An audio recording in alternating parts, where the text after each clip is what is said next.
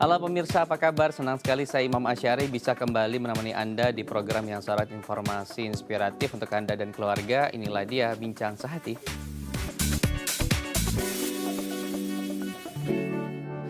Ya pemirsa, Bincang Sehati hari ini tepat tanggal 22 Desember adalah Hari Ibu. Kita tahu ibu adalah satu sosok yang memiliki jasa sangat besar dalam kehidupan kita. Mereka merawat anak-anaknya tanpa penuh pamrih dan juga tanpa merasa lelah ataupun capek. Nah, apalagi untuk ibu-ibu yang merawat anak-anak berkebutuhan khusus, pastinya memiliki ekstra mental, ekstra stamina, ekstra kesabaran agar tadi tumbuh kembang anak-anak mereka yang berkebutuhan khusus bisa semakin baik dan juga mereka bisa mandiri kelak di saat dewasa. Lantas bagaimana kemudian kita menjaga mental sang ibu dalam merawat anak-anak berkebutuhan khusus, inilah yang akan menjadi tema kita pada pagi hari ini. Tapi sebelum kita membahas tema kita hari ini, saya akan membacakan beberapa fakta untuk pemirsa Bincang Sehati. Yang pertama adalah anak-anak berkebutuhan khusus ini dapat berkembang seperti anak pada umumnya. Jika mendapatkan pendidikan dan stimulus yang baik, sebetulnya anak-anak berkebutuhan khusus dapat memiliki tumbuh kembang yang sama pada anak-anak normal pada lainnya. Kemudian yang kedua adalah mampu mengukir prestasi. Kita juga banyak melihat anak-anak berkebutuhan khusus baik di Indonesia ataupun di negara yang lain telah memiliki atau mengukir prestasi. Kemudian fakta yang ketiga adalah dapat dilatih keterampilan khusus. Nah, seperti yang saya bilang tadi, jika diberikan stimulus yang baik, diberikan keterampilan yang baik, diberikan fokus yang baik, sebetulnya anak-anak berkebutuhan khusus ini dapat dilatih dan nantinya mereka akan tumbuh mandiri dan tentu saja ketika fokus dalam satu bidang mereka juga akan bisa meraih prestasi di bidang tersebut. Terakhir, fakta keempat adalah mampu bekerja sesuai bidangnya. Di beberapa negara di Eropa, kemudian juga di Amerika, anak-anak berkebutuhan khusus juga memiliki ruang khusus gitu ya untuk mereka dapat menjalankan aktivitas pekerjaan. Nah, ini sebetulnya menjadi catatan juga untuk negara kita ya, bagaimana kita memberikan ruang kepada anak-anak berkebutuhan khusus ketika mereka nanti dewasa, mereka memiliki ruang untuk mereka dapat bekerja dan hidup mandiri seperti pada anak-anak normal lainnya. Nah, nanti kita akan bahas fakta-fakta berikut yang tadi saya sampaikan. Untuk Anda yang ingin berinteraksi bersama kami melalui layanan telepon bisa menghubungi kami di 021 290 32644 atau melalui DM kami di @bincangsehati.tv.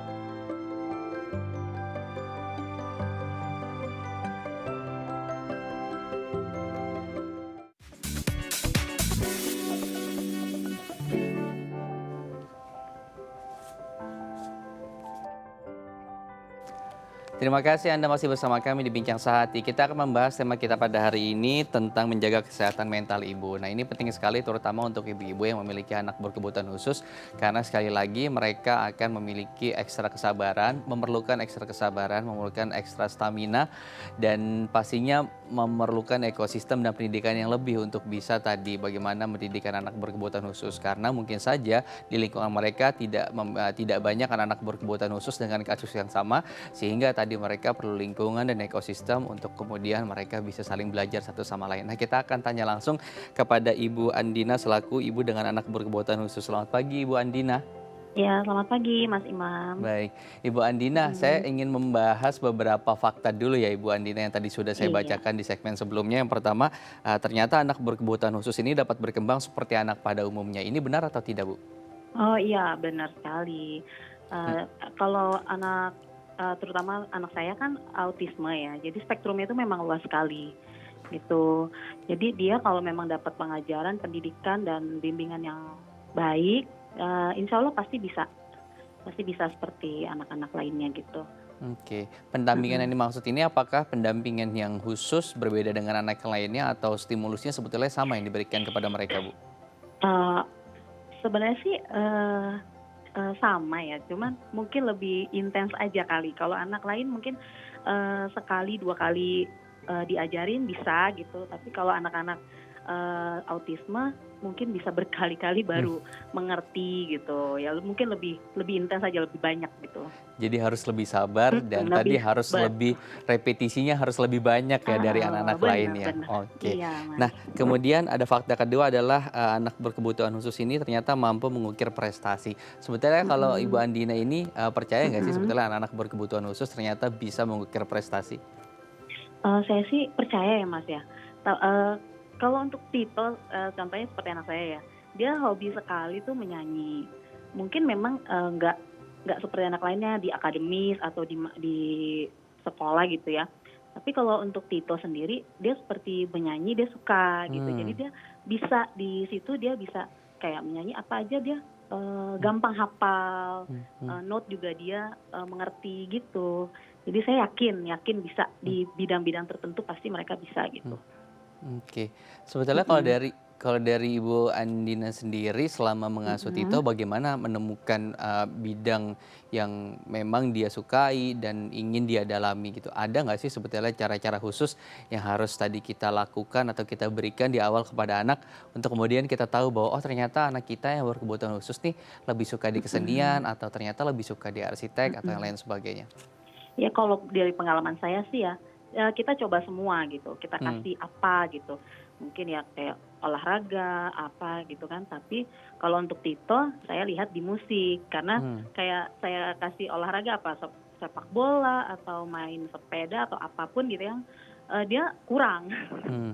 dia kurang. Tapi kalau di musik, menyanyi khususnya ya, dia ada lebih. Jadi kita paling lihat di situ aja sih gitu. Oke, jadi sebisa Mhm. mungkin kita harus berikan dulu pilihannya, Iya benar. tidak usah atau tidak perlu mengikuti, anak-anak berkebutuhan khusus yang lain yang sekarang memang Mhm. katakan sudah memiliki atau mengukir prestasi di bidang musik begitu. Tapi kita berikan dulu Iya, semua iya, pilihan gitu ya, baru nanti biar anak-anak kita yang pilih atau nanti Tito yang pilih gitu ya, Bu, ya? iya, Oke baik. benar-benar gitu Kita Mas, masuk ke iya. fakta berikutnya, ternyata anak berkebutuhan Mhm, khusus ini dapat dilatih keterampilan khusus. Nah, ini kan tadi sudah diceritakan bagaimana Tito kemudian, bermain di bidang musik, mendalami bidang mhm. musik ini. Sebetulnya pelatihannya, berapa lama sih? Rentang waktunya gitu? Apakah kemudian bisa disamakan dengan teman-teman yang normal atau justru karena mereka punya kelebihan, bisa jadi mereka lebih cepat untuk bisa menangkap pelajaran tentang musik? Kalau Tito sendiri ya, Tito tuh memang, lebih cepat kalau saya lihat. Hmm, Jadi lagu kita kasih, sekali, 2 kali dia pasti bisa langsung hafal, bisa menyanyikan gitu. Seperti itu sih Mas. Jadi, mhm, mungkin kalau memang dia yang suka gitu ya, dia bisa lebih cepat dari hmm. anak-anak lain gitu. Karena mereka mungkin ya fokus juga karena mereka suka ya gitu. Oke, jadi jangan Mhm, pesimis dulu ya, Bu mhm, bener. Andina ya. Heeh, Iya jangan harus pesimis optimis. kalau misalnya nanti kita ketika memasukkan bidang tertentu kepada anak-anak, takutnya mereka tidak bisa menyesuaikan dan lama, tapi ternyata, untuk kasusnya Tito sendiri justru dia lebih Mhm. cepat ya dari Iya, anak-anak kalau normal yang dia lain suka. ya. Iya, Oke. kalau dia suka dia pasti, lebih cepat malah. Oke, ada durasi Iya, tertentu nggak sih Bu sebetulnya yang harus diberikan kepada mereka? Apakah sebatas hanya di tempat les saja atau di sekolah mhm. saja atau justru kita sebagai orang tua harus lebih banyak mendampingi dan memberikan stimulus keterampilan kesenian tadi di rumah gitu? Iya, pastinya sih begitu ya, Mas. Kita Mmm, di rumah juga selain di sekolah, kita di rumah juga tetap menstimulasi hmm, mereka gitu hmm, ya. Seperti kalau di rumah Tito memang saya sediakan juga alat untuk, hmm, latihan menyanyi kayak mesin hmm, karaoke gitu kan. Jadi hmm, dia hmm. bisa, bebas mau kapan saja dia mau nyanyi dia bisa gitu. Oke, wah seru banget ya. Mhm. Akhirnya bisa mengarahkan anak-anak kita tadi memiliki, satu tema khusus, satu Iya, keahlian benar. khusus gitu ya. Oke, kita Mhm, beralih ke benar. fakta yang terakhir, ternyata anak Iya, berkebutuhan khusus ini mampu bekerja sesuai bidangnya. Nah, benar nggak mhm, sih Bu sebetulnya selama ini mendampingi Tito di bidang kesenian, mhm. benar tidak sebetulnya dia bisa fokus dan bisa bertanggung jawab terhadap bidang yang sedang dia dalami? Kalau saya lihat untuk Tito sendiri sih bisa ya.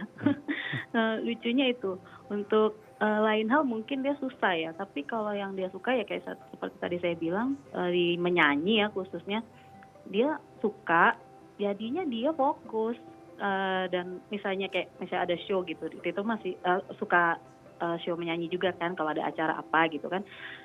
Dia bisa kita kasih tahu, "Nanti jangan ini ya, jangan apa gitu, jangan marah, jangan apa." Nanti dia bisa, hmm, fokus gitu menyanyi dari awal sampai akhir tuh, lancar gitu. hmm. Gitu sih Mas, heeh. Oke, baik. Nah, Mhm, sebetulnya intinya adalah dari kesemua fakta tadi bagaimana kita komunikasikan yang baik gitu ya, apa yang iya, ingin kita sampaikan kepada anak-anak. Sebetulnya kalau mhm. tantangannya lebih kemana sih Bu Andina selama ini berkomunikasi dengan Tito saat misalnya Ibu hendak menyampaikan bahwa ini Tito bisa mendalami bidang ini, terus ketika kita ingin memberikan pesan positif seperti memuji gitu. Apakah ada Mhm, cara-cara khusus komunikasi baik verbal ataupun non verbal yang dilakukan oleh Ibu Andina sendiri kepada Tito? mhm. Kalau untuk Tito sih, dia harus fokus dulu sama kita ya. Kita lihat tuh matanya gitu ya. Kalau Hmm, hmm, nggak bisa juga dengan cara yang keras kalau gitu. Jadi harus lembut. hmm, Memang sering gitu kan, sering kita omongin berkali-kali baru mengerti. Nanti pun misalnya dia lagi bagaimana gitu ya suasana hatinya bisa berubah juga, tetap tetap kayak begitu, tetap bisa tantrum juga. Tapi kita harus memang ekstra sabar, kasih tahu ke dia kan, paling tidak kita tatap-tatapan sama hmm, dia dengan tenang gitu ya. hmm, Kadang-kadang kalau kitanya emosi, dia juga lebih emosi lagi hmm. dari kita gitu. Mhm. Jadi dia pun bisa merasakan ya sebetulnya Iya ya. benar, jadi kita Akhirnya harus respon atau mhm, feedback yang diberikan pun negatif iya, juga seperti itu ya. benar, Oke, baik. Kemudian kan iya, tema sekarang kita tentang bagaimana menjaga kesehatan mental sang ibu nih selama mhm, menjaga anak-anak berkebutuhan khusus. Eee, mhm, kan sering sekali mungkin tidak sabar ketika sudah mhm, diberikan informasi yang pertama masih belum bisa secara kognitif belum bisa menerima, terus juga informasi iya, kedua secara kognitif juga masih belum bisa menerima gitu. mhm. Bagaimana kemudian kita menenangkan diri sebagai orang tua ketika tadi melihat anak-anak kita yang berkebutuhan khusus secara kognitif ketika diberikan informasi untuk sekali, 2 kali, dan 3 kali masih belum bisa mencerna. Mmm, iya, kitanya juga musti emang menjaga kewarasan tuh, kita Hmm, juga musti punya, itu sendiri ya. Jadi kita musti yakin kalau mereka ini memang, bagian kita gitu. ya. Mereka memang sudah rezeki kita. Jadi ya kita, kalau kita yakin itu pasti kita akan lebih kuat gitu. Hmm. Gitu sih Mas, mhm. Oke, baik. Boleh dong mungkin Bu Andina sedikit memberikan tips kepada keluarga Bincang Sehati di rumah yang memiliki anak berkebutuhan khusus, bagaimana tips and trick untuk bisa mengajarkan anak-anak sehingga dia bisa fokus ke dalam satu bidang dan mungkin insya Allah bisa meraih prestasi di bidang tersebut. Ya mungkin tipsnya ya, kita ya seperti saya tadi bilang, lihat gitu kan, kita lihat kemana arahnya, kita coba, ya yang pastinya semua dengan kesabaran ya, Hmm. semua dengan kesabaran, ya kitanya juga nggak boleh emosi gitu kan, kita lihat, anak kita nih arahnya kemana gitu, satu persatu, kita coba gitu. Ya mungkin itu sih Mas. Oke, baik. Terima Ya, kasih Bu Andina sudah berbagi inspirasi. Salam untuk ya, Tito dan kita juga ya, berdoa terima semoga kasih. juga Tito bisa menjadi anak yang mandiri nantinya dan bisa Amin, sukses di bidang yang saat ini sedang ditekuni yaitu musik ya, amin. Ibu ya. Iya, Oke, Bu di Andina terima menyanyi, kasih iya. sudah berbagi inspirasi di Bincang Sehati. Makasih banyak Mas Imam, ya. Oke, dan untuk Anda pemirsa, usai jeda nanti kita akan membahas tema tentang bagaimana menjaga mental sang ibu saat merawat anak-anak mereka. Dan untuk Anda yang ingin berinteraksi bisa melalui nomor telepon 021 290 32644 atau bisa melalui Instagram kami di @bincangsaati.tv.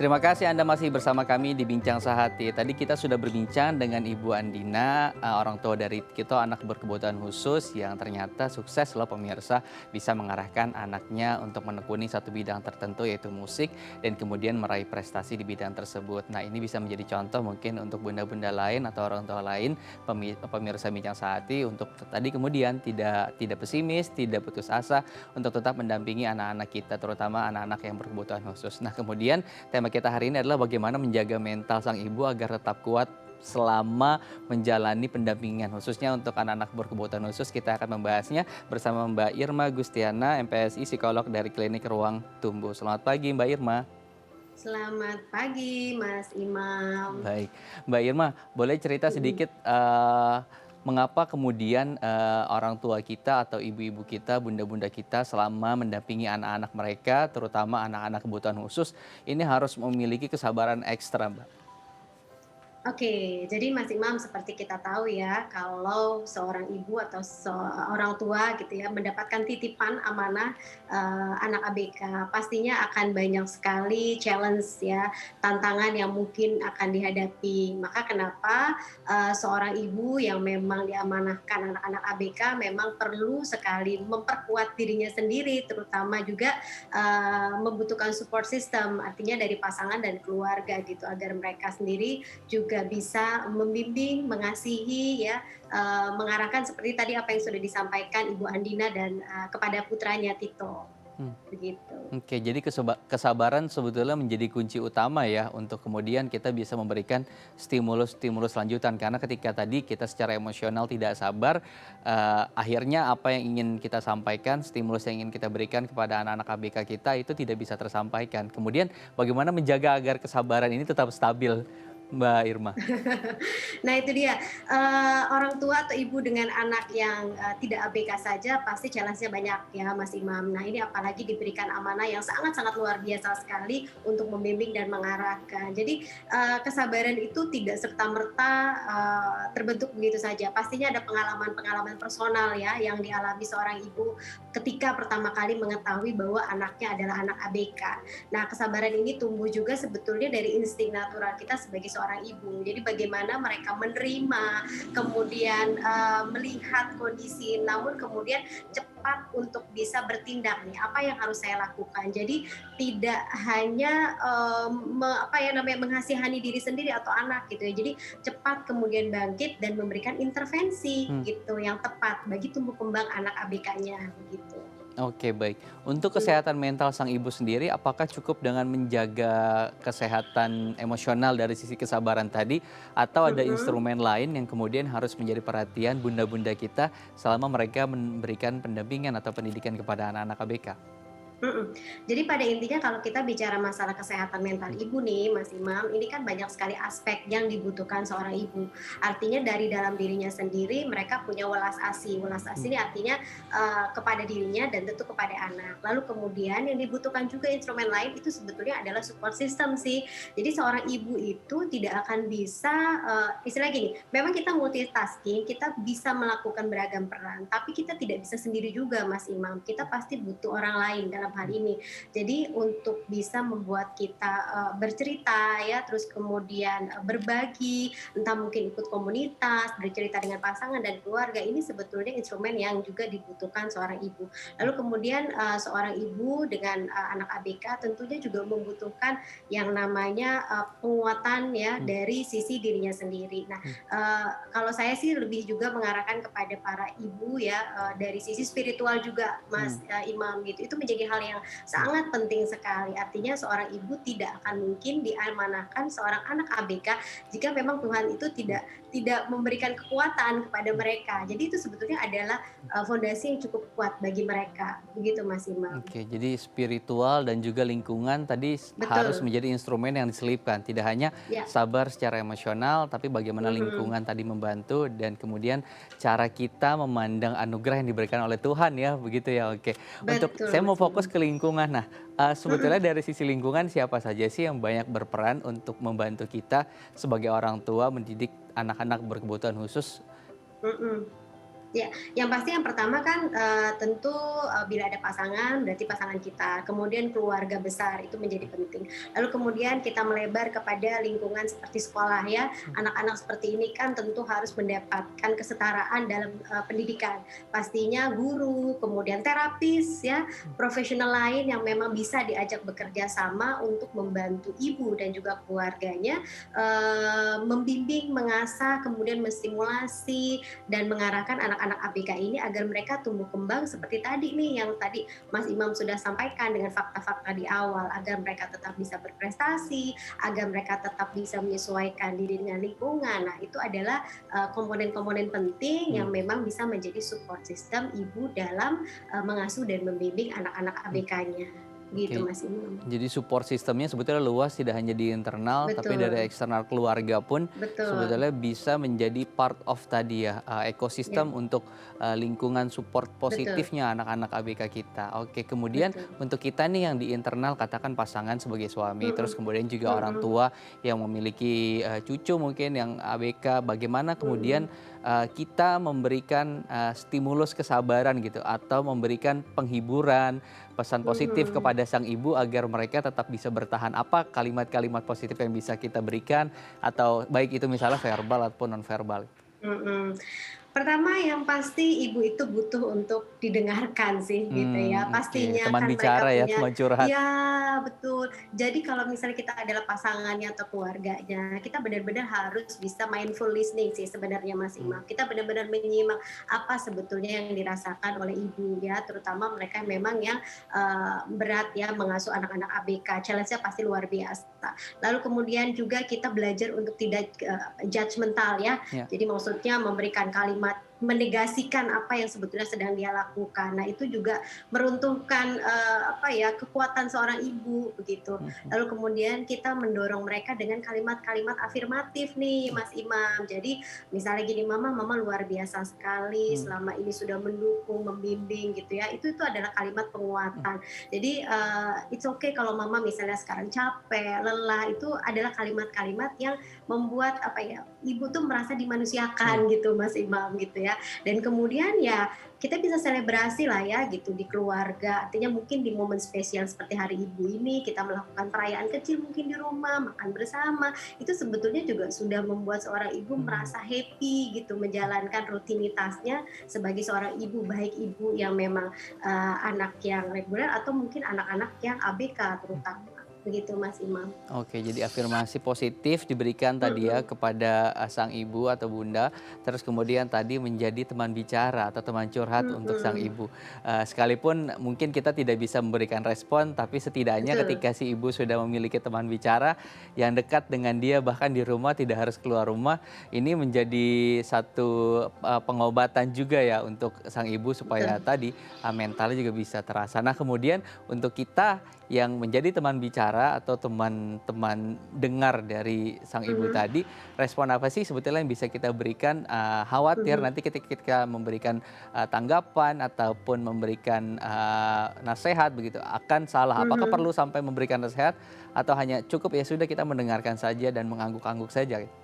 Ya, jadi kan ada kalimat verbal sama nonverbal Mmm, gitu ya. Jadi kalau misalnya nonverbal tentunya ketika pasangan kita atau misalnya istri kita gitu ya, sedang mengajak ibu nih, ibu lagi ngobrol dengan kita gitu ya. Jadi, ya kita memasang wajah ya, menyetel wajah kita benar-benar terlihat antusias untuk mendengarkan. Ya, jadi nggak sibuklah dengan yang namanya gadget atau mmm, misalnya mikirin yang hal lain. Jadi betul-betul kalau bisa pasangannya harus mindful, artinya berkesadaran menyimak apa yang sebetulnya disampaikan.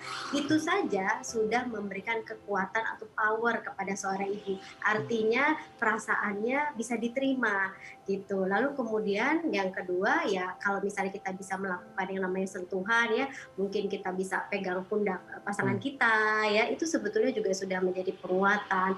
Lalu kemudian kita offering bantuan gitu karena belum tentu seorang ibu membutuhkan itu gitu, dia mungkin cuma pengen curhat ya Mas Imam mmm, ya, mmm, tapi mungkin dengan kita menawarkan kira-kira apa yang bisa saya bantu untuk mmm, meringankan. Nah, dengan memberikan offering, seorang ibu merasa bahwa peristiwanya atau kisahnya atau pengalamannya ini kok disimak mmm, gitu. mmm. Dan kemudian ada orang lain atau pasangan saya atau keluarga yang mau memberikan bantuan. Nah, itu sebetulnya juga sudah penguatan. Dan kalau memang seorang ibu merasa butuh diberikan masukan, dia pasti akan minta begitu. Jadi itu yang paling penting sekali untuk pasangan atau keluarga Baik. pahami dari kondisi mental seorang ibu Oke, begitu. tadi ya harus fokus sebagai teman dengar, terus kemudian Mhm, ketika bisa memberikan respon, respon itu tidak selalu harus dalam bentuk kalimat atau kata-kata, yes. tetapi tadi bisa melalui sentuhan seperti itu ya. Terus kemudian juga Mhm, ketika memang si ibu tidak memerlukan pendapat dari kita, lebih baik kita jangan memberikan pendapat apapun karena mungkin saja nanti itu akan menyinggung perasaan sang ibu tadi gitu ya. Oke, baik. Nah, ya. Mbak Irma, kita tahu kan Mhm, saat, kita di luar bergaul, anak-anak juga bergaul di sekolah dengan teman-teman mereka, ada saja mungkin kalimat negatif yang masuk ke sang ibu atau di lingkungan sekitar rumah, ada saja mungkin hal-hal negatif gitu ya secara kalimat yang menyinggung sang ibu gitu ya dengan kondisi anak mereka gitu. Bagaimana kemudian sang ibu tadi melakukan menyembuhkan diri dia sendiri dari perasaan-perasaan dari kalimat-kalimat negatif yang masuk tanpa kita ketahui atau tanpa kita inginkan gitu. Betul. Ya, itu pasti ya, Mas Imam, karena kan ternyata masyarakat kita belum belum banyak yang teredukasi dengan benar gitu ya. Jadi, artinya yang paling mungkin bisa dilakukan seorang ibu itu adalah mengontrol apa yang bisa dikontrol. Omongan orang lain kita nggak bisa kontrol, Mas Imam, gitu. Apa yang terjadi di luar sana kadang-kadang kita nggak bisa kontrol. Maka belajarlah untuk bisa, mengontrol diri sendiri, mengontrol emosi sendiri. Jadi, kita tuh sebenarnya punya yang namanya, button gitu ya, button itu, tombol itu kita bisa tahu kapan kita mesti on, kapan off. Jadi ketika kita mendengarkan kalimat-kalimat negatif, stigma negatif di luar sana mengenai anak-anak ABK, kita punya kewenangan, kita punya kemampuan untuk mau mendengarkan itu atau kita mau mengabaikan aja gitu kan. Jadi kalau misalnya semua kita dengarkan, pastinya kita nanti jadi ibu yang overthinking. Ketika kita overthinking, kita nggak punya power lagi atau energi positif untuk mengasuh anak-anak kita yang sebetulnya membutuhkan ibu yang positif gitu. Jadi yang paling penting adalah tidak usah memikirkan apa yang dipikirkan orang lain, terutama bila itu adalah pernyataan-pernyataan negatif ya. Jadi itu diabaikan saja, fokus kepada diri sendiri, fokus kepada pengasuhan anak, berkonsultasilah pada mereka yang memiliki kemampuan, kapasitas dan profesional di bidangnya gitu, sehingga membuat ibu merasa lebih punya dukungan yang luar biasa gitu, Mas Imam. Oke, jadi semua keputusan ada di kita, tombolnya dari kita mau mendengarkan Betul. atau tidak. Kalau misal Betul. merasa diri kita tidak cukup baik untuk melakukan self healing, jangan memasukkan kalimat atau stigma negatif dari orang lain ke dalam telinga Betul. kita gitu ya. Oke, baik. Mbak Irma, Betul. nanti di segmen berikutnya kita akan berbincang bagaimana kemudian seorang ibu ini bisa melakukan terapi apa saja yang bisa mereka lakukan ketika tadi mereka sudah merasa ada masalah secara kejiwaan nih, secara mental dalam mengurus anak-anak ABK. Nanti kita bahas ya Mbak Irma ya. Oke, Oke. untuk Anda pemirsa yang ingin bergabung bersama kami di tema interaktif kami bisa menghubungi nomor kami di 021 290 32644 atau bisa melalui DM kami di @Instagram kami di @bincangsaat.idai.tv.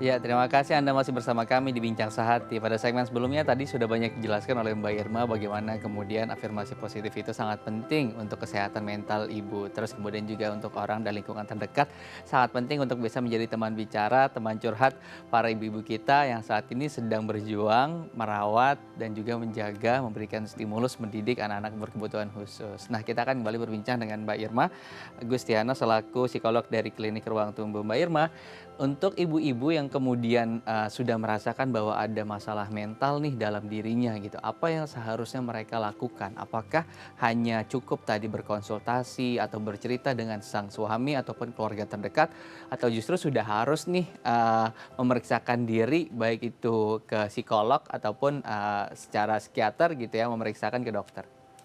Oke, jadi kalau tadi yang saya sampaikan itu adalah hal-hal mendasar ya, Mas Imam, yang bisa kita lakukan gitu sebagai seorang ibu ketika kita merasakan hal-hal ada yang tidak nyaman ya dalam diri kita atau dalam fungsi kita sebagai seorang ibu. Tapi memang sangat disarankan juga ketika seorang ibu tuh sudah burn out sekali, lelah banget secara fisik dan mental sampai membuat mereka menjadi tidak mampu lagi untuk bisa mengurus, membimbing, kemudian tensionnya semakin besar, pasti sangat disarankan sekali untuk melakukan pemulihan secara psikologis dengan melakukan konsultasi sama profesional ya, baik itu misalnya memang psikolog ataupun dengan psikiater. Nah, jadi ada beberapa juga ibu yang memang membutuhkan bantuan medikasi karena memang sudah menjadi insomnia ya, terus kemudian nafsu makan berkurang, kemudian depresif dan lain sebagainya. Nah ini memang perlu dibantu secara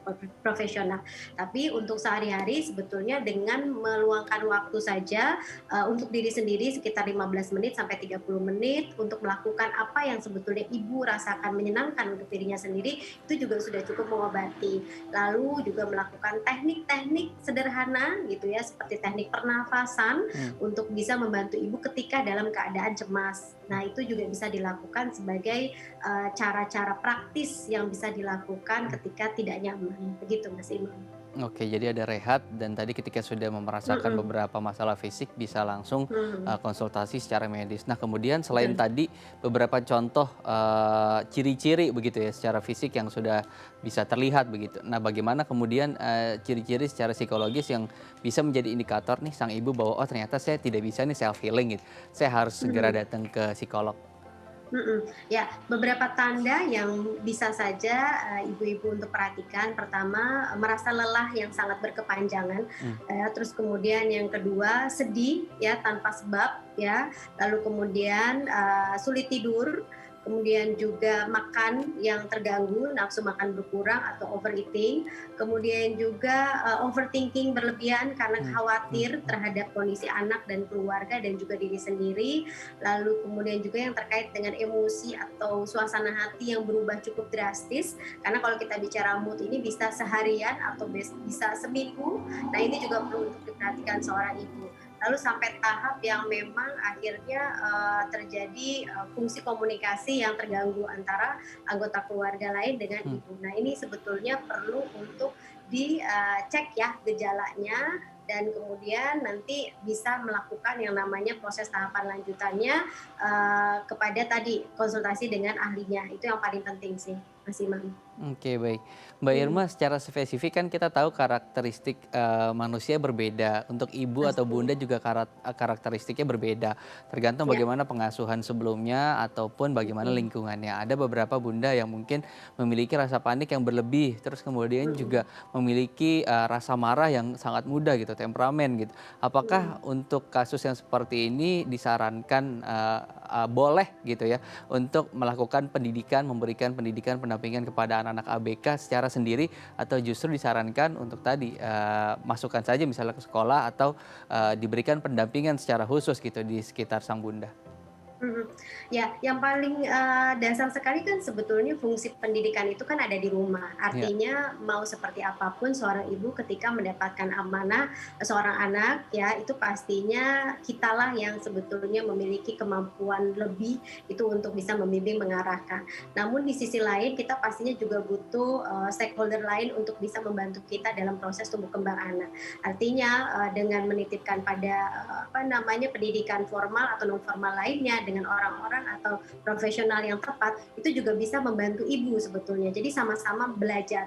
Jadi walaupun tadi ada yang ibu yang memiliki ambang stresnya rendah, ambang Hmm. stresnya tinggi, tapi yang namanya membimbing dan mengasuh anak-anak itu tentunya juga membutuhkan orang-orang lain yang juga kompeten sehingga bisa sama-sama Hmm. saling mendukung begitu.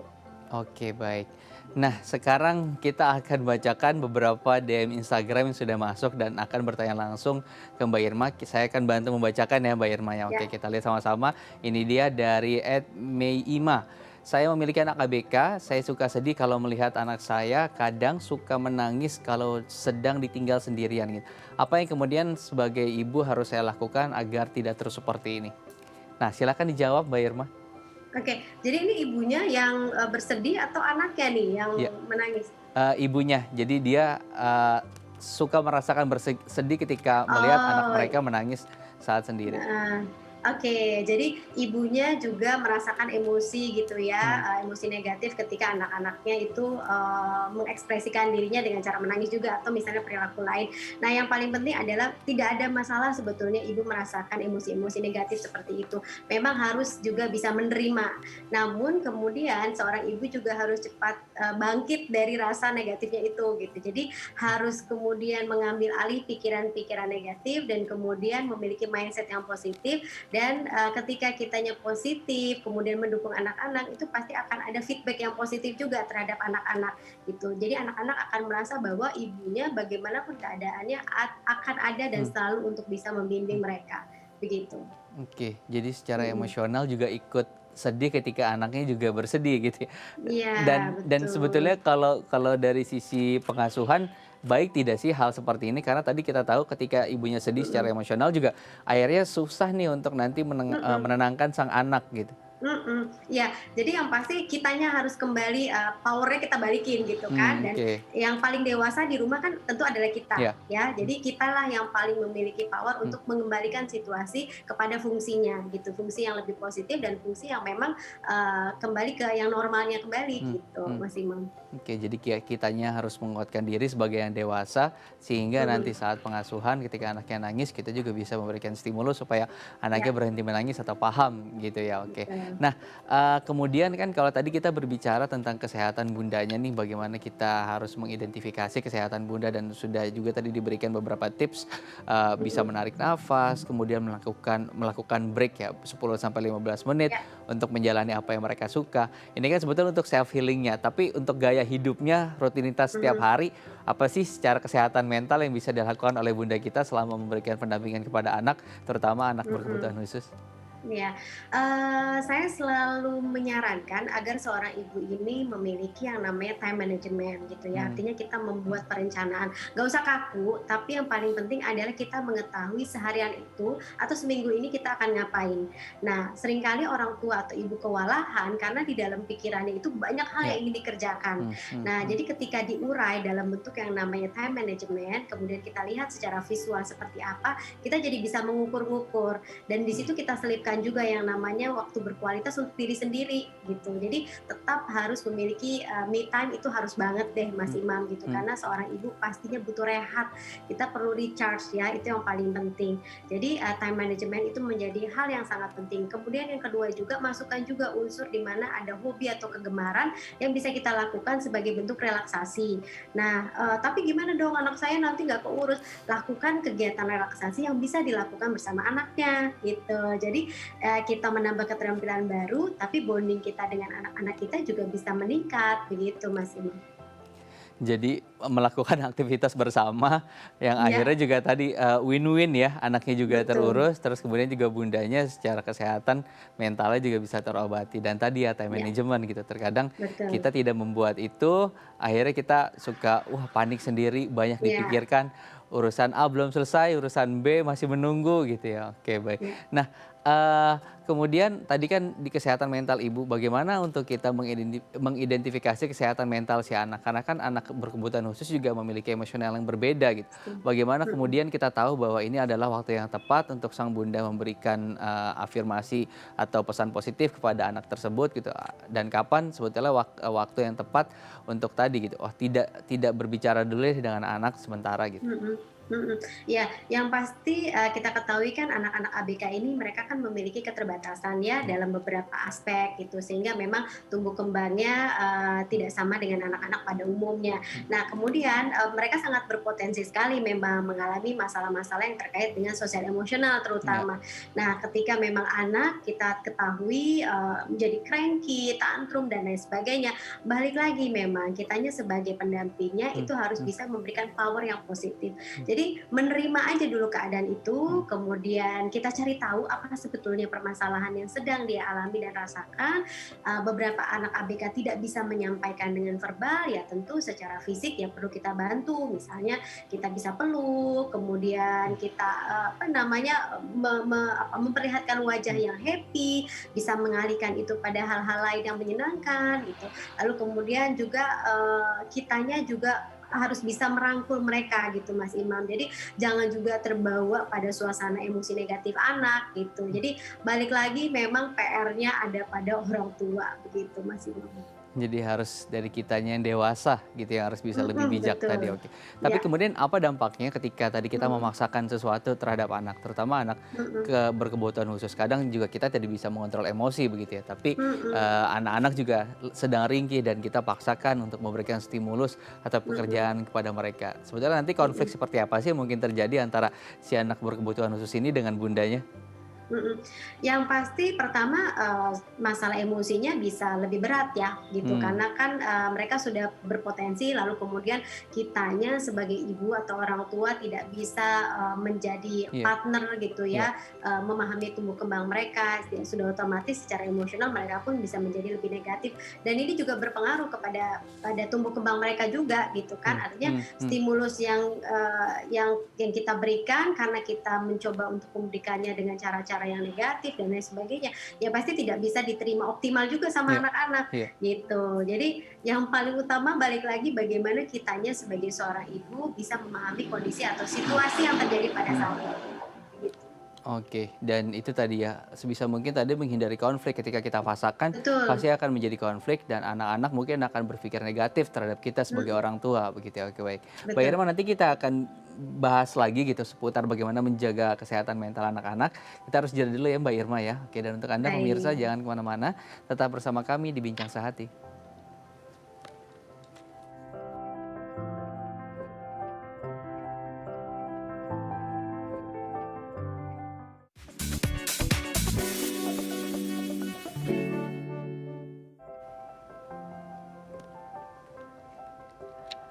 Baik, terima kasih Anda masih bersama kami di Bincang Sehati. Di segmen terakhir kali ini saya akan membacakan beberapa tips yang kemudian nanti akan dibahas dengan Mbak Irma. Nah, kita akan langsung masuk saja nih ke tips yang pertama Mbak Irma. Ada tips untuk memperlakukan anak sebagai manusia utuh. Terkadang kita juga tanpa sadar gitu ya memberikan stigma melalui pendampingan yang kita berikan kepada anak-anak berkebutuhan khusus gitu. Padahal seharusnya kita lakukan adalah memperlakukan mereka seperti bagaimana manusia utuh pada umumnya begitu. Ya, benar sekali Mas Imam. Jadi harus menerima semua kondisi anak agar kita bisa membimbingnya juga dengan lebih maksimal. Oke, dan itu, bentuk-bentuk kita, memperlakukan mereka sebagai manusia utuh tuh seperti Betul. apa sih yang harus kita lakukan, Mhm. Mbak Irma? Yang pertama kan memang kita acceptance dulu ya, menerima kondisi anak. Iya, Apapun kondisi anak itu harus kita terima. Lalu kemudian juga yang pasti pada akhirnya kita dengan mengetahui, memahami kondisi anak, kita seperti apa, kita bisa memfasilitasi, membimbing dan mengarahkan agar mereka juga bisa tumbuh kembangnya dengan lebih mmm, baik. mmm. Begitu Mas Imam. Oke, baik. Kita masuk ke tips yang kedua, pendidikan sesuai kebutuhan. Nah, ini, terkadang kan juga tidak banyak referensi ya untuk orang tua kita, terutama anak-anak berkebutuhan khusus, untuk memberikan pendidikan seperti apa yang mereka butuhkan. Sebetulnya, seberapa penting sih, memberikan pendidikan gitu, sesuai dengan kebutuhan mereka gitu, di saat anak-anak kita memang anak-anak berkebutuhan khusus? Mhm. Ya, yang pasti sangat penting ya, Mas Imam. Maka kenapa ada yang namanya pendidikan inklusif gitu. Jadi Mmm, pendidikan yang disesuaikan dengan kebutuhan-kebutuhan anak yang memiliki disabilitas. Nah, dengan mengetahui kebutuhannya seperti apa, kita bisa memberikan stimulus yang paling tepat sesuai dengan apa yang dibutuhkan anak tersebut. Begitu, Mas Imam. oke, baik. Dengan tadi ya, pendidikan inklusif, berarti Hmm, sebetulnya sebisa mungkin tidak memisahkan diri mereka dengan anak-anak, normal pada umumnya gitu ya? betul, betul. Oke, apakah itu bisa berlangsung hanya di sekolah? Katakan misalnya tidak terlalu banyak kan di Indonesia Mhm, sekolah mhm, inklusif begitu ya. mhm, Apakah, mhm. baik atau wajar saja memasukkan anak-anak ini di sekolah berkebutuhan khusus? Mhm. Sebetulnya tidak ada masalah ya, yang paling penting adalah bagaimana kita betul-betul bisa memetakan Mmm, kebutuhan mhm, anak tersebut seperti apa. mmm, Jika memang ingin memasukkan benar-benar di sekolah yang khusus gitu ya, untuk anak kebutuhan khusus, ya berarti kan kita paling tahu apa yang sebetulnya mereka butuhkan. Lalu kemudian ketika kita ingin memasukkan ke sekolah inklusif gitu ya, agar mereka bisa punya engagement dengan anak-anak reguler yang lainnya, itu juga kita harus tahu pemetaannya seperti apa. Jadi yang paling penting adalah cari tahu kebutuhan anak iya, dan apa yang diberikan oleh sekolah tersebut. Itu yang paling penting. oke. Terus kemudian yang ketiga adalah tipsnya optimis bahwa anak kita mampu. Nah, optimisme yang harus ditanamkan itu kan kedua sisi ya, ke diri kita Mhm. sendiri sebagai orang tua dan juga kepada anak. Bagaimana kemudian atau optimisme seperti apa aja, atau nilai-nilai apa aja yang kemudian motivasi yang kita bisa masukkan kepada diri kita dan anak-anak? Mhm. Ya yang paling penting adalah ya orang tuanya harus optimis dong ya Ya. gitu ya, bahwa selalu ada harapan di depan sana gitu. Jadi kalau orang tuanya saja, ibu dan ayahnya banyak hal yang dinegasikan gitu ya, sudah pesimis, ini anaknya pasti nggak mampu, kita akan memberikan feedback tidak mampu juga Hmm. pada anak-anak Hmm. kita. Jadi yang paling penting adalah memberikan harapan, menguatkan diri, mencari tahu kebutuhannya seperti apa, Hmm. lalu memang bersama-sama dengan berbagai pihak untuk bisa mendukung anak agar mereka bisa tumbuh kembang dengan lebih baik dan optimal. Begitu. Oke. Apakah dengan juga menyaksikan sukses story dari beberapa kisah anak-anak berkebutuhan khusus, itu juga bisa menstimulus atau memotivasi anak-anak kita, Mbak? Pastinya salah satunya ya selain itu juga tadi berada dalam komunitas-komunitas orang tua dengan anak-anak ABK Iya. itu juga bisa menjadi penguatan. Begitu Mas Imam. Oke, baik. Banyak sebetulnya medianya sekarang yang bisa digunakan ya, Betul, baik itu betul. bertemu langsung secara sosial ataupun tadi melalui ranah digital yang bisa kita akses sekarang. Terus kemudian selalu bersyukur. Nah, ini penting ya sebetulnya selalu bersyukur. Seperti apa sih sebetulnya syukur yang harus kita lakukan setiap hari ketika melakukan pendidikan kepada anak-anak berkebutuhan khusus, Mbak Irma? Ya, rasa syukur itu kan harus dan wajib ya Mas Imam ya. Artinya, kita punya banyak blessing yang lain yang kadang-kadang mungkin orang lain juga tidak punya gitu. Dan orang tua sebaiknya juga kalau saya sih menganjurkan untuk bikin gratitude journal gitu ya sebagai bentuk terapi. Jadi setiap hari mereka tuliskan apa saja, tahapan perkembangan yang sudah bisa dicapai anak. Nah itu juga salah satu bentuk syukur kita kepada tumbuh kembang anak kita dan apa yang sudah dikasih Tuhan kepada kita, Mas Imam. Baik, secara spiritual juga kita harus Ya, memberikan stimulus kepada diri kita sendiri ya. Yang betul. terakhir Mbak, coba untuk santai sejenak. Nah sebetulnya Iya. santai atau rileks seperti apa nih yang harus dilakukan oleh ibu-ibu saat melakukan pendampingan untuk anak-anak berkebutuhan khusus? Iya, artinya kan tadi yang sudah dilakukan ya, tadi sudah memahami anak itu sebagai manusia utuh, sudah melakukan, apa yang namanya pendidikan, sesuai kebutuhan anak, itu tahapannya sudah dilakukan, ya pada akhirannya kita juga nggak bisa terlalu tegang gitu ya. Jadi ketika kita tegang, ketika kita stres, justru kita jadi depresif, itu kita nggak bisa membimbing anak-anak kita dengan optimal. Jadi rileks, santai, kerjakan beberapa hal yang betul-betul kita sukai untuk diri sendiri dan juga bisa dilakukan bersama anak-anak kita yang ABK. Gitu, biar mencapai yang namanya kebahagiaan dalam keluarga. Oke baik, singkat saja Mbak Irma, mungkin apa pesan di Mhm, Hari Ibu ini untuk ibu-ibu kita yang sedang merawat anak ABK? mhm. Buat ibu-ibu di luar sana yang sedang berjuang mengasuh dan membimbing anak-anak ABK, ibu-ibu semua adalah ibu-ibu yang luar biasa dan pastinya akan diberikan kekuatan yang luar biasa juga dari Tuhan dan semoga ibu-ibu selalu sehat dan bisa memberikan pengasuhan yang terbaik untuk putra dan putrinya. Semangat semua ibu-ibu, Oke, selamat Hari Ibu. Mbak Irma juga selamat Hari Ibu. Terima kasih selamat Mbak Irma Hari sudah Ibu berbagi inspirasi semuanya. di Bincang Sehati. Baik, Terima terima kasih. kasih untuk Anda pemirsa yang ingin memberikan kritik dan saran bisa melalui sosial media kami di Facebook, YouTube, dan juga Instagram kami di @bincangsehati.tv. Akhir kata saya Imam Asyari, mewakili seluruh kerabat kerja yang bertugas, pamit undur diri. Terima kasih, sampai jumpa dan sampai jumpa di Bincang Sehati besok.